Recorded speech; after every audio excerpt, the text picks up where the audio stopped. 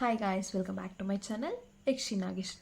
So ఈరోజు నేను ఈ వ్లాగ్ చేయడానికి రీజన్ ఏంటి అంటే, చాలామంది ప్రెగ్నెంట్ లేడీస్లో ఒక క్యూరియాసిటీ అనేది ఉంటుంది. లైక్ అమ్మాయా అబ్బాయా అనే ఒక చాలా క్యూరియాసిటీ అయితే చాలామందికి ఉంటుంది. సో బాయ్ అయితే ఎలాంటి సిమ్టమ్స్ ఉంటాయి, గర్ల్ అయితే ఎలాంటి సిమ్టమ్స్ ఉంటాయి అనేది నేను మీతో షేర్ చేసుకోవాలి అని అనుకుంటున్నాను. బికాజ్ నాకు బేబీ బాయ్ కాబట్టి బాయ్ సిమ్టమ్స్ ఎలా ఉంటాయి అనేది నాకు తెలుసు.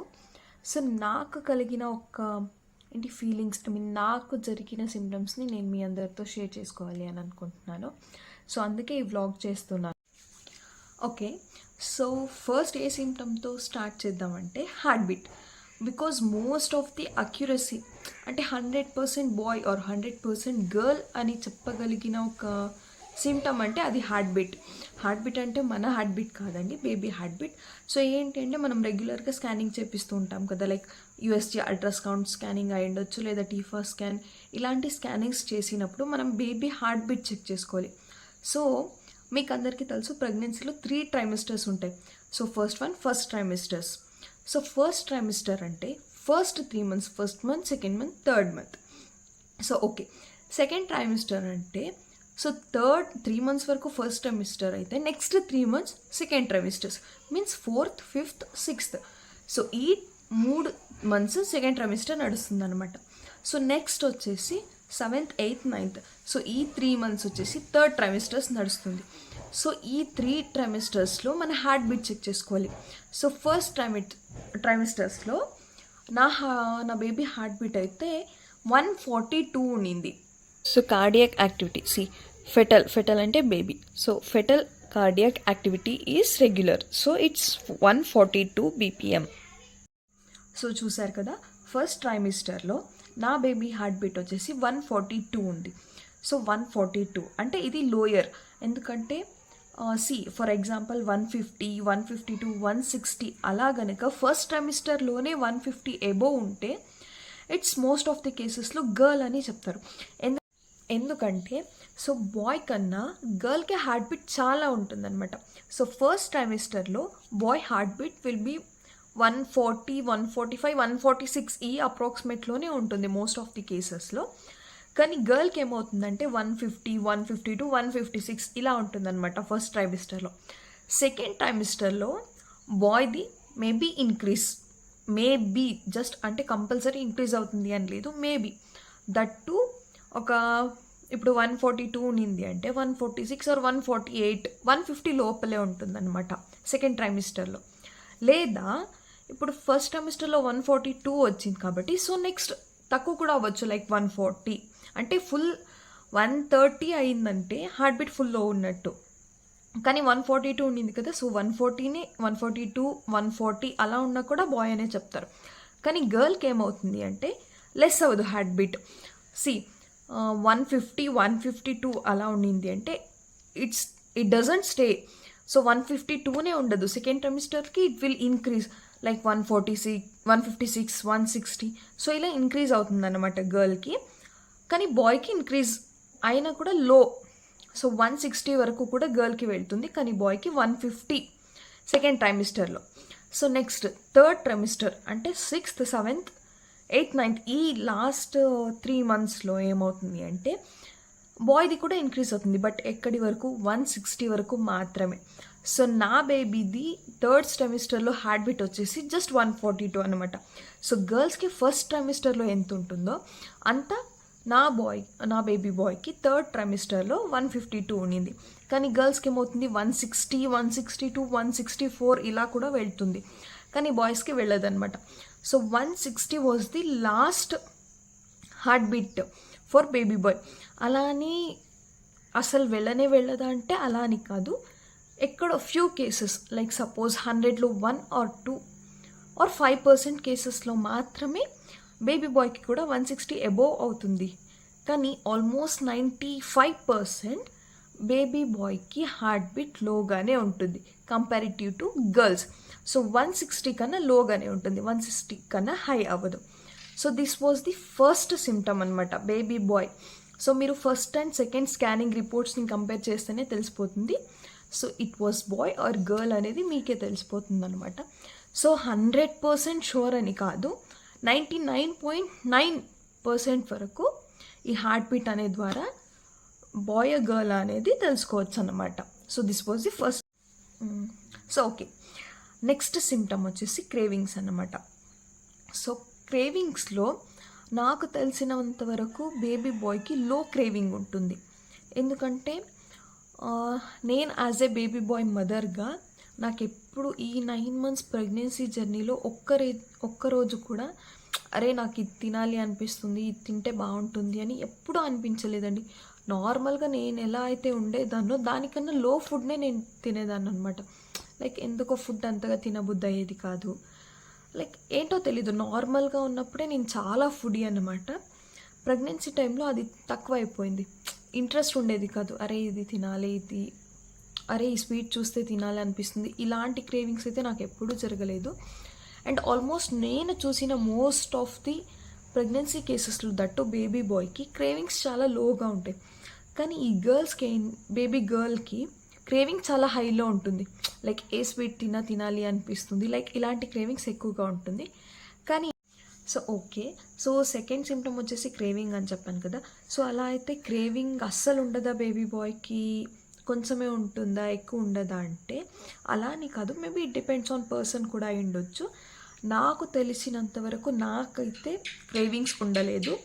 అండ్ నేను చూసిన మోస్ట్ ఆఫ్ ది కేసెస్లో కూడా బేబీ బాయ్కి క్రేవింగ్స్ చాలా తక్కువగా ఉండేది.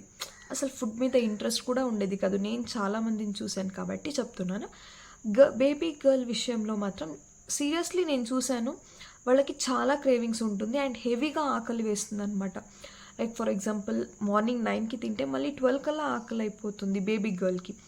కానీ నేను ఆఫ్టర్నూన్ ఫుడ్ చేయకపోయినా కూడా అసలు నాకు ఆకలి అయ్యేదే కాదు. ఏంటో తెలీదు, బేబీ బాయ్కి నేను చూసినంత వరకు సో ఆకలి కూడా కొంచెం తక్కువే ఉంటుందన్నమాట. కానీ గర్ల్కి అలా కాదు, బేబీ గర్ల్కి ఎక్కువ ఆకలి అవుతుందన్నమాట. సో ఇది నేను అబ్జర్వ్ చేసిన సిమ్టమ్. సో అందరికీ ఇలానే జరగాలని లేదు, నేను చూసిన కేసెస్లో అండ్ నాకు పర్సనలీ జరిగిన ఎక్స్పీరియన్స్ని నేను మీతో షేర్ చేసుకుంటున్నాను అంతే. Okay, so next third symptom వచ్చేసి వామిటింగ్ సెన్సేషన్. సో ఈ వామిటింగ్ బేస్ చేసుకొని అయితే మనం బాయ్ గర్ల్ అనేది 100% డిసైడ్ చేయలేము. నేను స్టార్టింగ్లోనే చెప్పేస్తున్నాను. ఎందుకంటే ఇప్పుడు నాకు బేబీ బాయ్ అయింది. సో నాకు ఫస్ట్ ట్రైమిస్టర్లో అంటే 3rd monthలో కొంచెం ఎక్కువ వామిటింగ్స్ ఉండేదన్నమాట. సో నెక్స్ట్ వెళ్తూ అసలు నాకు వామిటింగే వచ్చేది కాదు. ఏ ఫుడ్ చూసినా కూడా నార్మల్గానే ఉండేదన్నమాట, నాకు ఎప్పుడూ వామిటింగ్ వేయలేదు. 5th monthలో మాత్రం ఒక 2-3 times వామిటింగ్ అయిందనమాట. నెక్స్ట్ దాని తర్వాత 8th monthలో అనుకుంటా. కానీ అప్పుడు ఏంటి అంటే నాకు ఫీవర్ వచ్చి వామిటింగ్ అయింది, ఫుడ్ వల్ల వామిటింగ్ అవ్వలేదు. సో కాబట్టి నాకు తెలిసినంత వరకు నా ఓన్ ఎక్స్పీరియన్స్లో వామిటింగ్ సెన్సేషన్ చాలా లోగా ఉండింది. కానీ సో నాకు వామిటింగ్ సెన్సేషన్ తక్కువ ఉంది కాబట్టి బేబీ బాయ్కి ఆల్మోస్ట్ వామిటింగ్ సెన్సేషన్ తక్కువ ఉంటుంది అని కాదు. ఎందుకంటే నేను చూసిన వాళ్ళల్లో కొంతమందికి ఆల్మోస్ట్ ప్రెగ్నెన్సీ కన్ఫర్మ్ అయినప్పటి నుంచి 3rd month నుంచి లాస్ట్ డెలివరీ అయ్యే టైం వరకు కూడా హెవీ వామిటింగ్స్ అయిన సిచ్యువేషన్స్ కూడా నేను చూశాను. సో వామిటింగ్ని బట్టి బాయ్ గర్ల్ అనేది 100% అయితే చెప్పలేము, 100% కాదు కదా, ఆల్మోస్ట్ ఈవెన్ 10-20% కూడా చెప్పలేమన్నమాట. ఎందుకంటే ఇప్పుడు గర్ల్కి కూడా వామిటింగ్ అవ్వచ్చు, బాయ్కి కూడా వామిటింగ్ సెన్సేషన్స్ అవ్వకపోవచ్చు. It depends on the person మాత్రమే. వామిటింగ్ సెన్సేషన్ వల్ల బాయ్ గర్ల్ అనేది మనం డిసైడ్ చేయలేమన్నమాట. So okay, next 4th symptom వచ్చేసి facial growth. So facial growth ఏంటి అంటే బాయ్స్ ఒకవేళ బేబీ బాయ్ అయితే ఫేస్ అంత గ్లో ఉండదు అనమాట. లైక్ మీ ఏ ప్రోడక్ట్స్ యూస్ చేసినా ఎంత ఇచ్చేసినా ఫేస్లో ఏదో తెలియని డల్నెస్ ఉంటుందన్నమాట. లైక్ ఏంటి, ఐస్ కింద డార్క్ సర్కిల్స్ రావడం అయి ఉండొచ్చు, పింపుల్స్ అవ్వడం అవ్వచ్చు, యాక్నీ ఫామ్ అవ్వచ్చు. సో ఇలాంటివి ఏంటి అంటే బేబీ బాయ్ సిమ్టమ్స్ అనమాట. సో ఇది 100% అని కాదు, సో నా ఎక్స్పీరియన్స్ నేను చెప్తున్నాను అనమాట. బేబీ బాయ్కి మనం ఎంత లైక్ స్కిన్ మీద కేర్ తీసుకున్నా కూడా స్కిన్లో ఆ గ్లో అనేది ఉండదు అనమాట. ఎక్కడో తెలియని ఒక డల్నెస్ అనేది మన ఫేస్లో కనిపిస్తూనే ఉంటుంది. సో ఇది బేబీ బాయ్ సిమ్టమ్ అనమాట. అదే సపోజ్ గర్ల్ అయితే ఆల్మోస్ట్ 5th month నుంచి 2nd trimester ఆఫ్లో నుంచి 5th మంత్ నుంచి ఫేస్ ఏదో తెలియని ఒక గ్లో తెలుస్తుంది అన్నమాట ఫేస్లో. లైక్ అంటూ ఉంటారు కదా, అరే ఆ పిల్లకి చూడడానికి ఎంత లక్షణంగా ఉంది, ఫేస్లో ఆ కళ ఉట్టి పడుతుంది అంటారు కదా, ఎగ్జాక్ట్లీ ఆ టైప్లో ఉంటుందన్నమాట బేబీ గర్ల్కి అయితే. ఫేస్ చాలా గ్లో ఉంటుంది, కానీ బేబీ బాయ్కి అలా కాదు. ఫేస్లో ఏదో తెలియని ఒక డల్నెస్ అనేది ఉంటుందన్నమాట. మీరే అబ్జర్వ్ చేసుకోండి. నా ఎక్స్పీరియన్స్లో నేను చెప్తున్నాను. నేను అబ్జర్వ్ చేసినంత వరకు అయితే ఈ సిమ్టమ్ని నేను అబ్జర్వ్ చేశాను. లైక్ ఏంటంటే ఫేస్లో గ్లో ఉన్న వాళ్ళకి గర్ల్ అవ్వడం అండ్ డల్నెస్ ఉన్న వాళ్ళకి బాయ్ అవ్వడం కూడా చూశాను. అండ్ నాకు కూడా నా ఫేస్లో ఏదో తెలియని ఒక డల్నెస్ ఉండేదన్నమాట. లైక్ చాలామంది చెప్పేవారు, ఆల్మోస్ట్ నాకు 4th మంత్ 5th మంత్లోనే చాలామంది చెప్పారనమాట, నీకు బాయ్ అవుతాడు, ఫేస్లో గ్లో లేదు, ఏదో తెలియని ఒక సాడ్ థింగ్ ఉంది, డల్నెస్ కనిపిస్తుంది అనేసి చెప్పారనమాట. సో ఓకే, నేను అప్పుడే అనుకున్నాను, ఓకే నాకు బాయా, చూద్దాము ఇది ఎంతవరకు నిజం ఎంతవరకు రాంగ్ అనేది చూద్దాము అని అప్పుడు అనుకున్నాను. సో అండ్ నిజంగానే నాకు బేబీ బాయ్ అయ్యాడనమాట. సో అప్పుడు నేను అనుకున్నాను, ఓ పెద్దవాళ్ళకి లైక్ అలా తెలిసిపోతుంది అన్నమాట. వాళ్ళు మన ఫేస్లో ఉన్న కొన్ని సిమ్టమ్స్ని చూసే మనకి బాయా గర్లా అనేది వాళ్ళు తెలుసుకుంటారనమాట. సో నాకైతే అది నిజమైందనమాట. డల్నెస్ ఉండడం వల్ల బేబీ బాయ్ అయ్యాడు. అండ్ గ్లోయింగ్ స్కిన్ ఉన్న వాళ్ళకి గర్ల్ అవ్వడం కూడా నేను చూశాను అనమాట. సో నేనైతే దీన్ని నమ్ముతున్నాను. సో ఓకే, నెక్స్ట్ సిమ్టమ్ వచ్చేసి బెల్లీ అనమాట. సో ఏంటి అంటే బేబీ బాయ్కి ఎగ్ షేపుడ్లో ఉంటుందన్నమాట. అండ్ ఎక్కువ ముందరికి రాదనమాట. సో ఇలా ఉంటుంది, ఎగ్ షేపుడ్లో ఉంటుంది బేబీ బాయ్కి అయితే.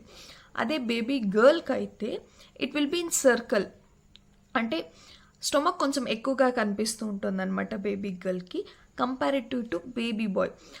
బేబీ బాయ్కి 9 మంత్ ప్రెగ్నెన్సీలో ఎలా ఉంటుందో సేమ్ ఎగ్జాక్ట్ దట్ స్టొమక్ అనేది బేబీ గర్ల్కి ఆల్మోస్ట్ 6th మంత్ 7th మంత్లోనే ఆ స్టొమక్ వచ్చేస్తుంది అనమాట. So by basis of stomach కూడా మనం బాయ్ గర్ల్ అనేది ఒక 60 to 70% అయితే తెలుసుకోవచ్చు. నేను అబ్జర్వ్ చేశాను కాబట్టి నాకైతే ఆల్మోస్ట్ స్టొమక్ అసలు కనిపించేదే కాదనమాట.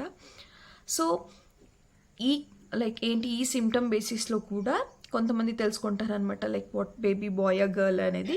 బికాస్ ఇది ఒక 70% అయితే కన్ఫర్మ్ అండి, బాయ్ గర్ల్ అనేది. సో బాయ్కి అయితే స్టొమక్ ఎగ్ షేపుడ్లో ఉంటుంది, అంతగా కనిపించదు.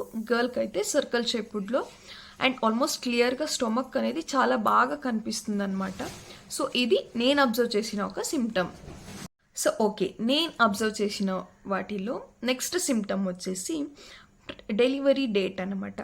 సో ఏంటి అంటే పెద్దవాళ్ళు అంటారు, మగపిల్లాడైతే 9 నెలల్లోకి పడిన 9 రోజులు కూడా ఆగడంట, అంత ఫాస్ట్గా వచ్చేస్తాడంట. సో నాకు తెలిసినంత వరకు 9 మంత్స్కి పడిన వెంటనే ఎప్పుడైనా డెలివరీ అవ్వచ్చు బేబీ బాయ్కి, కానీ గర్ల్కి అలా కాదండి. 9 మంత్స్ కంప్లీట్ అయ్యి ఆల్మోస్ట్ 10 మంత్స్ కూడా కంప్లీట్ అయ్యే చాలా కేసెస్ కూడా ఉన్నాయి బేబీ గర్ల్కి. నేను చూసినంత వరకు బేబీ బాయ్ గనక అయితే 9 మంత్స్లోకి పడిన ఒక 20 to 25 days లోపలే డెలివరీ అయిపోతుంది అనమాట. ఫస్ట్ సపోజ్ 9 మంత్స్లో అవ్వలేదు అంటే 10 మంత్స్కి పడగానే అయిపోతుంది. అండ్ రేర్ కేసెస్లో మాత్రమే బేబీ బాయ్ కంప్లీట్ 9 మంత్స్ అయిపోయేంత వరకు ఉంటాడండి. ఆల్మోస్ట్ చాలా కేసెస్లో 9 మంత్స్కి పడిన 1 week 15 days లోపలే డెలివరీ అయిపోతుంది. అండ్ చెప్పాలంటే నాకు అసలు 9 మంత్స్లోకి పడిన జస్ట్ 4 hours అండి. జస్ట్ ఆ రోజే నాకు 9 మంత్స్లోకి పడింది. అర్లీ మార్నింగ్ 4 కల్లా నాకు డెలివరీ అయిపోయిందనమాట. సో అప్పుడు చాలామంది చెప్పారనమాట నాకు, బేబీ బాయ్ అయితే చాలా రోజులు ఉండడు అంటే. పెద్దవాళ్ళు చెప్తారు, బాయ్ అయితే దేవుడిని అడుక్కుంటాడంట, నేను ఇక్కడ ఉండలేను, నన్ను త్వరగా పంపించేసే అని అడుగుతాడంట. అందుకే బేబీ బాయ్ని త్వరగా డెలివరీ చేసేస్తారనమాట. సో ఇది పెద్దవాళ్ళు నా డెలివరీ అయినప్పుడు చెప్పడం నేను విన్నాను. సో అండ్ నేను చూసాను అనమాట, ఆల్మోస్ట్ గర్ల్కి 10 months కంప్లీట్ అయ్యి 15 daysకి కూడా డెలివరీ అవ్వచ్చు, 10 months పైన 1 week ఇలా కూడా డెలివరీ అవ్వచ్చు. సో ఏంటి అంటే బేబీ బాయ్కి అయితే 9 months పడిన 20 days లోపలే డెలివరీ అయిపోతుంది. ఫర్ సపోజ్ మీకు 9 months కంప్లీట్ అయింది, సో 9 మంత్స్ కంప్లీట్ అయింది, 10 మంత్స్ కూడా కంప్లీట్ అయింది, ఇంకా డెలివర్ అవ్వలేదు అంటే 99.999% అయితే బేబీ గర్లేనండి. 0.0001% ఎందుకు చెప్తున్నానంటే మేబీ 1 or 2 కేసెస్లో బాయ్ అయ్యుండొచ్చు, నాకైతే తెలియదండి. అలా 10 మంత్స్ కంప్లీట్ అయ్యి బాయ్ అయిన వాళ్ళైతే నాకైతే తెలియదు. ఆల్మోస్ట్ నేను చూసిన వాటిల్లో 9 మంత్స్ కంప్లీట్ అయ్యే లోపలే ఆల్మోస్ట్ అన్ని బేబీ బాయ్స్ అయితే డెలివర్ అయ్యాయి. సో ఇది మేజర్ సిమ్టమ్ అనమాట. 10 మంత్స్ కంప్లీట్ అయ్యింది అంటే ఆల్మోస్ట్ మీరు ఫిక్స్ అయిపోవచ్చు ఇట్స్ బేబీ గర్ల్ అనమాట. సో నాకు తెలిసినవైతే ఇవేనండి నేను అబ్జర్వ్ చేసుకున్న సిమ్టమ్స్. ఇంకా మిగతావన్నీ ఆల్మోస్ట్ సేమ్ టు సేమే ఉంటాయి ప్రెగ్నెన్సీ టైంలో. బట్ ఏంటి అంటే ప్రెగ్నెంట్ లేడీస్కి నేను ఇచ్చే టిప్స్ ఏంటి అంటే ఫస్ట్ ట్రైమిస్టర్లో మీరు కొంచెం చాలా జాగ్రత్తగా ఉండాలి. ఎందుకంటే మిస్క్యారేజెస్ అయ్యేది ఎక్కువ ఫస్ట్ ట్రైమిస్టర్లోనే. లైక్ ఎక్కువ జర్నీ చేయడం వల్ల ఉండొచ్చు, లేదా ఫస్ట్ మెయిన్లీ మీరు కొంచెం ఎక్కువ స్లీప్ తీసుకోవాలి అనమాట ఫస్ట్ ట్రైమిస్టర్ అండ్ సెకండ్ ట్రైమిస్టర్లో. సో ఎక్కువ స్లీప్ తీసుకోవడం, కొంచెం రెస్ట్ తీసుకోవడం వల్ల మీ మైండ్ రిలాక్స్గా ఉంటుంది. సో మిస్క్యారేజెస్ అయ్యే ఛాన్సెస్ కూడా చాలా తక్కువగా ఉంటుందన్నమాట. ఒకవేళ మీరు ఓవర్ వెయిట్ తీసుకోవడం కానీ లేదా ఓవర్గా జర్నీ చేయడం, లైక్ 3 hours 4 hours ఇలా జర్నీ చేయడం కూడా కొంచెం డేంజరే ఫస్ట్ అండ్ సెకండ్ ట్రైమిస్టర్లో. కొంచెం బేబీ గ్రోత్ అయిన తర్వాత like 7th month 8th month ఇలాంటి టైంలో అయితే మిస్క్యారేజెస్ చాలా తక్కువగా ఉంటుంది. సో అప్పుడు మీరు జర్నీ చేసినా కూడా, అంటే జర్నీ చేయొచ్చా అని కాదు, బికాజ్ అప్పుడు జర్నీ చేసినా కూడా మీకు బ్యాక్ పెయిన్ ఎక్కువగా వస్తుంది అనమాట. కానీ మిస్క్యారేజెస్ అయ్యే ఛాన్సెస్ అయితే ఉండదు. కానీ ఫస్ట్ ట్రైమిస్టర్ అండ్ సెకండ్ ట్రైమిస్టర్లో మాత్రం మిస్క్యారేజెస్ అయ్యే ఛాన్సెస్ ఎక్కువగా ఉంటుంది. So pregnant ladies please take care. First trimester and second ట్రైమిస్టర్లే చాలా ఇంపార్టెంట్ అనమాట మిస్క్యారేజెస్ అవ్వకుండా కాపాడుకోవడానికి. అండ్ థర్డ్ ట్రైమిస్టర్ కూడా కొంచెం టఫే, కానీ ఇట్ వాజ్ ఓకే.